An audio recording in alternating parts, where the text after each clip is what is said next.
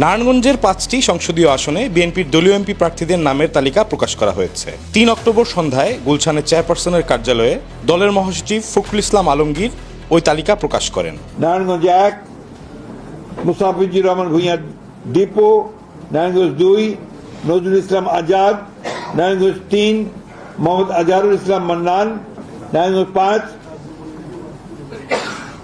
মোহাম্মদ মাসুদুজ্জামান প্রার্থী হিসেবে ঘোষণা করা হয়।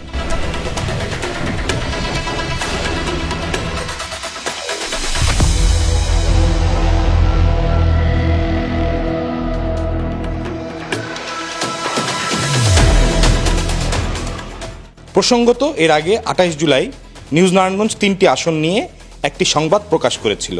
সেখানে দীপু, মান্নান ও আজাদের মনোনয়নে সবুজ সংকেতের কথা বলা হয়েছিল।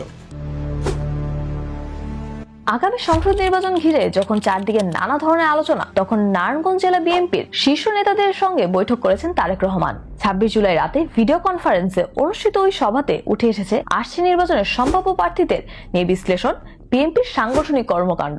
সেখানে জেলার 5টি সংসদীয় আসনের মধ্যে 4টি নিয়ে বিস্তর আলোচনা হয়েছে। বৈঠকে নারায়ণগঞ্জ 1 তথা রূপগঞ্জ আসনে কেন্দ্রীয় ও জেলা কমিটির নেতা মুস্তাফিজুর রহমান ভূঁইয়া দীপু, নারায়ণগঞ্জ 2 তথা 2500 আসনে কেন্দ্রীয় কমিটির ঢাকা বিভাগীয় সহ সাংগঠনিক সম্পাদক নজরুল ইসলাম আজাদ এবং নারায়ণগঞ্জ 3 তথা সোনারগাঁও আসনে দলের কেন্দ্রীয় নির্বাহী সদস্য আজহারুল ইসলাম মান্নানের পক্ষে ইতিবাচক আলোচনা হয়েছে। তারেক রহমানও এই 3 নেতার প্রতি সন্তোষ প্রকাশ করেছেন।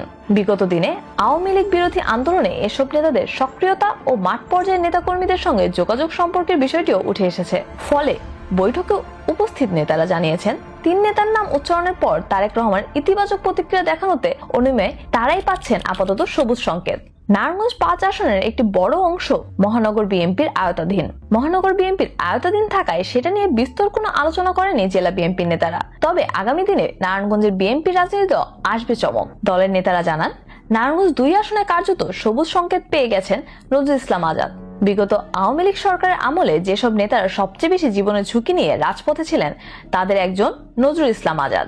2500 আলোচিত একটি আন্দোলনের পর তাকে ধরতে প্রশাসনের ব্যাপক তৎপরতার খবর তখন ছিল বেশ আলোচিত। জুলাই ও আগস্ট আন্দোলন চলাকালে যাত্রাবাড়ি স্পটকে জাগিয়ে রাখা আজাদকে ধরে তখন মেরে ফেলার নির্দেশ দিয়েছেন শেখ হাসিনা, এমন কথাও জানিয়েছেন অনুসারীরা। গত 1 দশক ধরে তিনি নারায়ণগঞ্জে আলোচিত। বিএনপির সহযোগী সংগঠনের পদধারী অনেক নেতা তার অনুসারী হিসেবে পরিচিত। বিগত দিনে বিএনপির আন্দোলনের অনেক ক্ষেত্রে তিনি নেতৃত্ব দেন, কারাভোগও করেছেন কয়েকবার, অন্তত অর্ধশত মামলার আসামি হয়েছেন। আওয়ামী লীগের এমপি নজরুল ইসলাম বাবুর ঘোর প্রতিদ্বন্দ্বী ছিলেন আজাদ। 2 জন প্রতিদ্বন্দ্বিতা করেছিলেন 2018 সালের সংসদ নির্বাচনে। কয়েকবার আজাদের বাড়ি ঘরেও হামলা হয়েছে। নারায়ণগঞ্জ 1 আসনে রাজনীতি করা মুস্তাফিজুর রহমান ভূঁইয়া দীপু এলাকায় তিনি পরিচিত দীপু ভূঁইয়া নামে। টানা 15 বছর ধরে সরকার বিরোধী আন্দোলন করে রূপগঞ্জ তো বটেই, নারায়ণগঞ্জকেও জাগিয়ে রেখেছিলেন তিনি। রাজধানীতে বিএনপির বিভিন্ন কেন্দ্রীয় কর্মসূচিতে লোকজন নিয়ে শোডাউন করে আলোচনায় ছিলেন। আন্দোলনগুলোতে ছিলেন সামনের সারিতে। বিএনপির তৃণমূল থেকে শুরু করে প্রতিটি অঙ্গ সংগঠনের নেতাকর্মীদেরকে তিনি সরব করে তুলেছেন। আওয়ামী লীগ থাকতে গাজী বাহিনীর একের পর এক হামলায় আক্রান্ত হন দীপুর বিভিন্ন স্থাপনা, বাড়িতে ঢুকে গুলি করা হয়। নারায়ণগঞ্জ 3 আসনে আন্দোলনের আরেক নেতা আজহারুল ইসলাম মান্নানের এর আগে সোনারগাঁও উপজেলা পরিষদের জনগণের ভোটে নির্বাচিত চেয়ারম্যান হয়েছিলেন, কিন্তু চেয়ারম্যান হয়েও তিনি পরিষদে কাজ করতে পারেনি। মান্নান বিএনপির চেয়ারম্যান হওয়ার কারণে তাকে মেনে নিতে পারেনি স্থানীয় সংসদ, পরে তাকে অপসারণ করা হয়। গত 15 বছরে সবগুলো আন্দোলনেই সামনের সারিতে ছিলেন মান্নান। একের পর এক মামলায় কাবু করা হয় তাকে ও তার ছেলে যুবদলের নেতা খায়রুল ইসলাম সজীবকে। সোনারগাঁও বিএনপির অঙ্গ সংগঠনগুলোকে একত্র করে এক ছাতার নিচে ধরে রেখেছেন তিনি।